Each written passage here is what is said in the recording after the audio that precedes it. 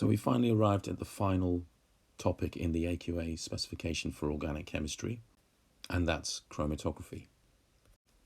So you have some familiarity with chromatography from probably much lower down in the school. And at A level, really we're extending that knowledge. So a lot of the things that you did at GCSE are still going to be relevant here when we look at chromatography at A level. But if we try to summarize what chromatography actually is, it's a method of separating mixtures, and it also allows for the possibility of identifying the components of that mixture. Now at A level, we consider three types of chromatography: thin layer, column and gas. But I've put paper there as well because that's something that you're hopefully already aware of, something that you maybe did in year 7 or 8 and then certainly did at GCSE. And it provides us with a useful reference point. So with paper chromatography, you most likely used it in terms of separating the colours that made up an ink.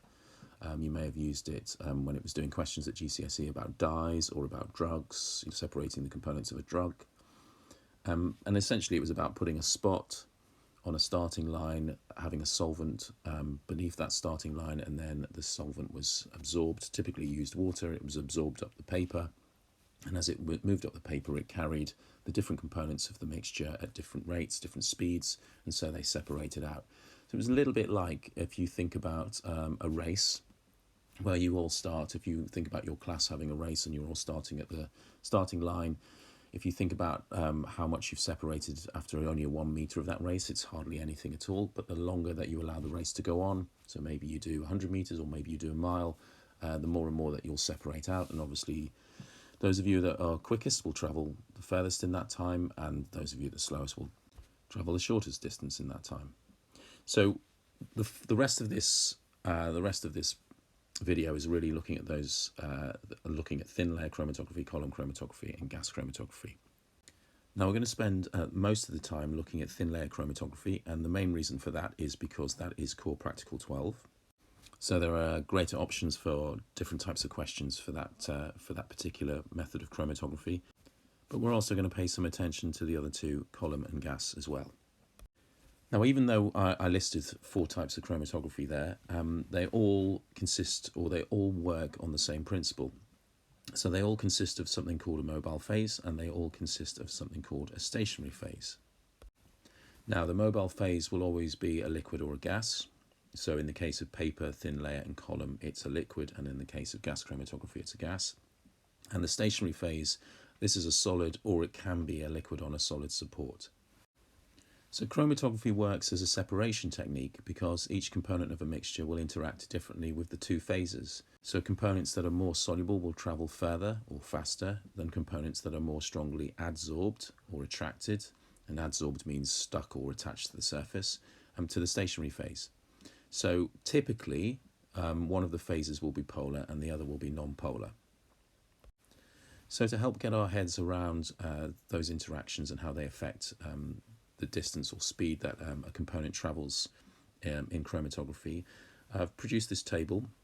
So what we're going to do is we're going to consider components that are polar and components that are non-polar. We're also going to think about whether the stationary phase is polar or non-polar, and we're going to consider whether the mobile phase is polar or non-polar. And then finally, we'll consider what the consequence of all of that would be. So let's consider how a polar component would travel through whatever form of chromatography we've got if our stationary phase is polar and if our mobile phase is non-polar. So we're going to have strong interactions between our polar component and our stationary phase. That means it's going to adsorb or stick to the surface of the stationary phase much better. So it's going to move more slowly just from that perspective. And then if we consider using a non-polar mobile phase, the polar component is not going to dissolve very well. It's not going to be very soluble in that non-polar mobile phase. So equally, that's also going to mean that the mobile phase doesn't carry the polar component very well. So the result of that is, if we consider what the speed is, which is a sort of a measure of, or it gives us a sense of how far it's going to travel, then the speed is going to be very slow. If we now consider a non-polar component under the same conditions, so we've still got our polar stationary phase and we've still got our non-polar mobile phase, then our non-polar component is not going to interact very well with our stationary phase, so it's not going to adsorb to the surface or stick to the surface to the stationary phase very well. So the stationary phase is not going to slow it down. And equally, a non-polar solvent with a non-polar component, that means the solubility of the non-polar component is going to be very good, which means that the mobile phase is going to be able to carry the non-polar component here very quickly or much better. So our speed here is going to be very fast. If we now switch the polarity of the stationary and mobile phase, and we now consider how those same components would travel through. So our polar component now is there is a non-polar stationary phase, so there's going to be little adsorption. So that's going to mean it's going to travel faster than it might. And then if our mobile phase is polar, that means the polar component is going to dissolve very well. So that means the mobile phase is going to carry the polar component very quickly.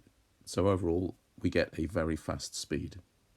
And conversely, if we consider our non-polar component now in a non-polar stationary phase, then there's going to be strong adsorption. So that's going to slow it down. In a polar mobile phase, it's not going to dissolve very well. It's not going to be very soluble. So that's going to slow it down too. So our overall speed is going to be very slow. Now, sometimes in exam questions, what they can do is they can ask you either to explain why one component has travelled faster than another, and they would give you information about the stationary phase, they would give you information about the mobile phase. You would basically be able to determine whether they were polar or non-polar, polar and non-polar, and then you would have to consider those two components that you were comparing, think about how you would class those, and typically you can phrase your answer then around their respective interactions with the two phases. Or they could give you a slightly different version of that type of question, in which they could give you the mobile phase, give you the stationary phase. It'd be clear, hopefully, should be clear that one's polar, one's non-polar. That's typically how they do these questions, and they might ask you to predict which of the two components would travel the fastest or the slowest, would be out first or out last. And then you would explain that again using the interactions between those components and the stationary and mobile phases. So we're just going to look a little more closely at the individual types of chromatography. So starting with thin layer, as that's the main one really in this topic, and that's the one that the core practical 12 is focused around. And when you look at the images that maybe I've got here, particularly the one on the right, it probably doesn't look that dissimilar to the paper chromatography that you've done before, and there isn't much difference. So the reason it's called thin layer chromatography is that if you look on the image on the left, we've typically got something, a glass plate, or sometimes it's plastic, and then on top of that glass plate there is a layer of either aluminium oxide or silicon dioxide, and that's the thin layer. So there's a thin layer of that substance, alumina or aluminium oxide or silica or silicon dioxide, and that's the stationary phase in this particular type of chromatography. And you can take both of those, the silica and alumina, to be polar. So you can think of those as being a polar stationary phase. Just like you did at GCSE when you did paper chromatography, there will be a start line. So we'll imagine, for example, that's where it was. Our spots that we're analysing, they will be spotted onto that start line. We will have the solvent, when we put the plate in, the solvent will be below the start line, so it will then soak upwards, carrying the different components. And you will have a lid as well, just to prevent evaporation of the solvent and also to sort of give a consistent sort of saturation inside. But otherwise, it's very similar to the paper chromatography that you did before. So you'll get the different components separating out as the solvent travels up through the stationary phase. So just as you had to at GCSE, you might have to calculate the retention factor or RF value for a particular component. This retention factor compares the distance moved by each component of the solute with the distance moved by the solvent during the experiment. So that RF value equals the distance moved by the component of the solute divided by the distance moved by the solvent. So if we look at the two spots that we've got here and do that calculation, we would get. So one of the things that the RF value can never be greater than is 1. So you can't have a spot travelling further than the solvent front, and that is the only way you could get a value greater than 1. So if you do in a calculation, in a test or an exam or whatever, and you get a value of greater than 1, then you've clearly made a mistake. So make sure you recheck your the way that you've done your calculation. The other thing to just point out is that if you're having to measure the distance in an exam question, which is perfectly possible, you have to make sure that you measure to the centre of the spot. And the reason for that is when you originally spotted it, you would have had the starting line in the centre of the spot, so you're measuring the actual distance that it's travelled. But it's fairly straightforward. These are fairly straightforward questions. You're familiar with them already from GCSE, and as long as you take care and don't do anything silly, they should be easy marks. Now, chromatography also features in the amino acids topic, although I've left it really to this video to cover it. What that means is that often chromatography exam questions can be focused around amino acids, either identifying them, separating them, whatever.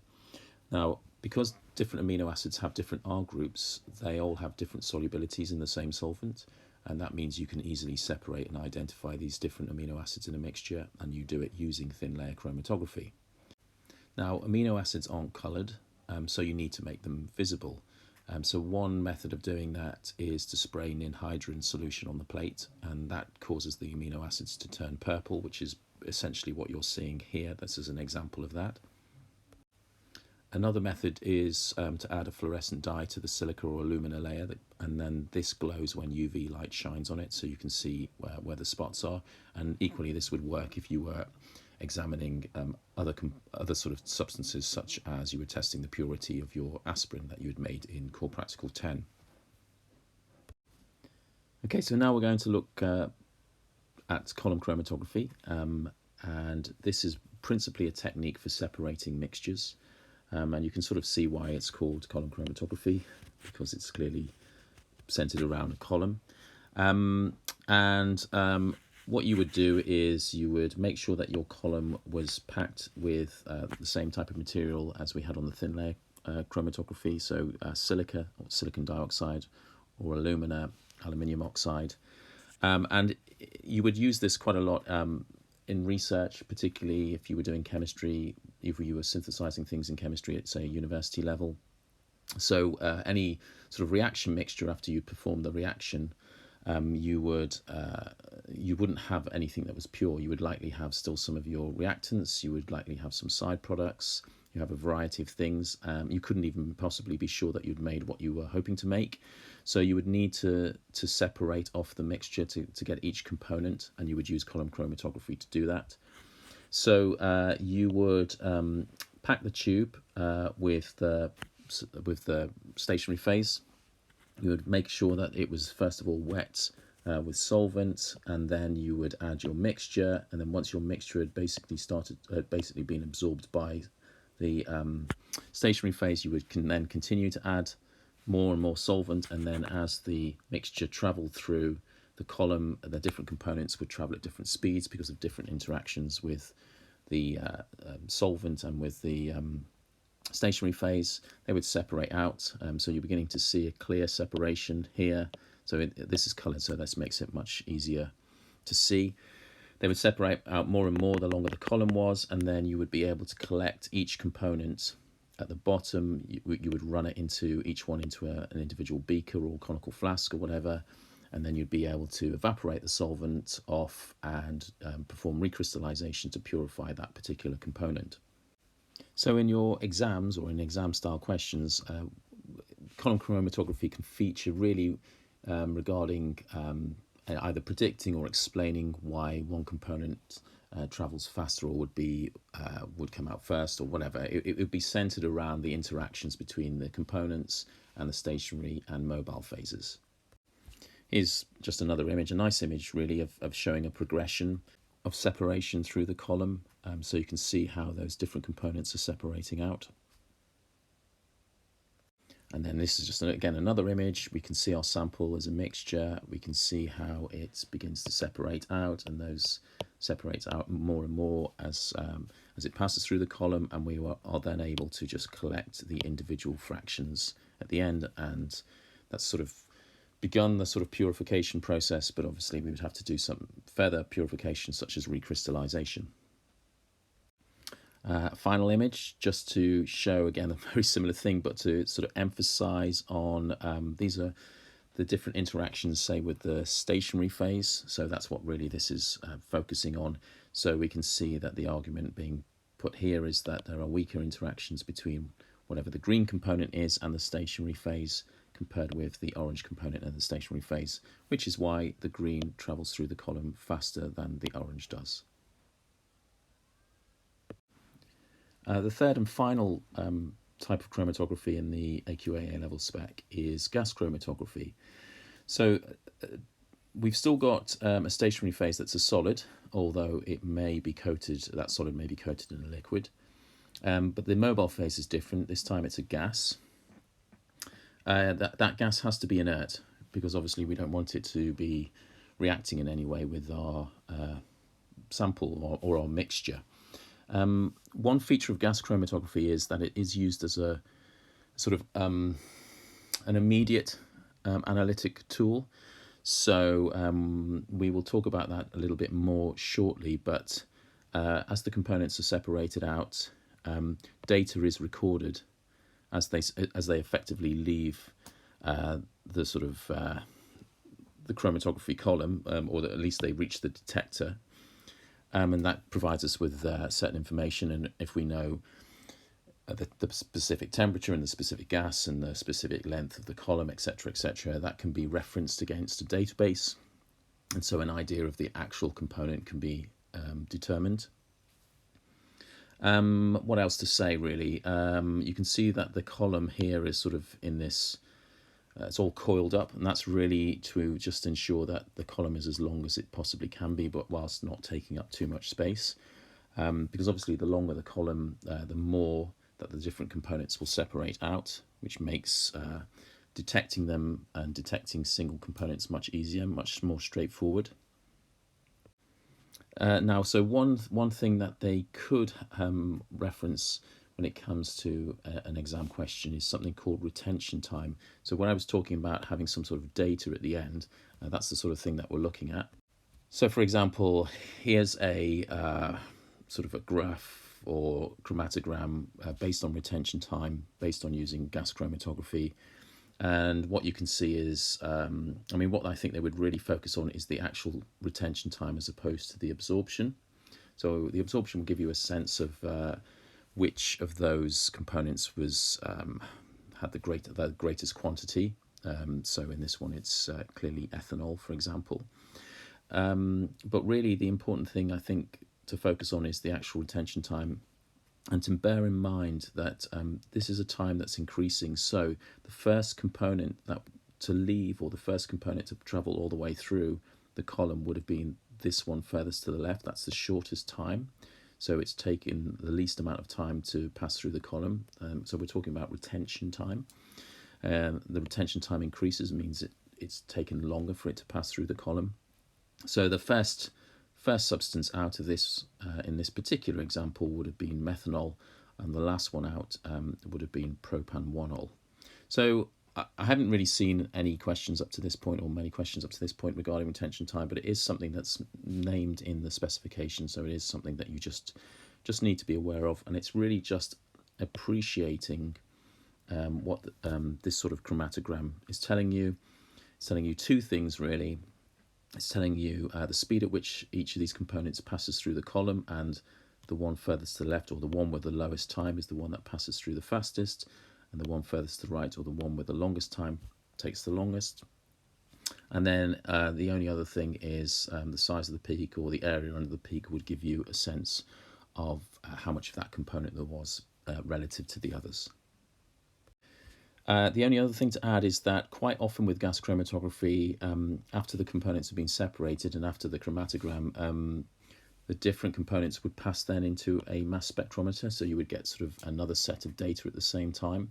You would get an MR value, and this is a fairly common thing. In fact, GCMS is a type of analytic method, so it's gas chromatography, mass spectrometry. And I suppose there could be a question which moved straight on from gas chromatography onto mass spectrometry, but you know, this is something that you did towards the beginning of year 12. So it's just a way of linking these two analytic methods together. So that covers the three types of chromatography that the specification names. There's just one more thing for us to look at. It's not listed in the specification, but it has appeared as an exam question. So I just want to cover it briefly at the end of this, as like the final thing of this video. And that's the principle of two-way chromatography. So sometimes two or more components in a mixture can have similar retention factor values, or F values, in a particular solvent. So you can get overlapping. It might not even be clear, so you might do two-way chromatography to be sure that you have separated everything out, or you have been able to identify everything. So the way that you get round this is that you do a two-way, sort of two-way chromatography. So what you would do is you would do your initial chromatogram, and that would separate some of the components out, and then you would turn it through 90 degrees and then use what was your initial chromatogram as your starting line, and then you would place it in a different solvent so that the different components interacted with would probably have different retention factor values with that particular solvent. And so we had something here where the components hadn't really separated out properly, but turning it 90 degrees and doing a second chromatogram, as it were, was able then to separate the components out completely or fully. So just to be sort of aware of that, to be aware of the fact that you might do the chromatogram twice, and you would do that by using two different solvents and by turning whatever it was, the thin layer, the glass plate, by 90 degrees. And it might be something maybe for you to just look up online just to be absolutely sure, but I just wanted to highlight that because it has appeared before in an exam question, but yet it isn't explicitly stated in the specification. So I hope that's all been useful. If you have any questions about anything that I've talked about, please just make a comment and I'll try and answer it as soon as I can.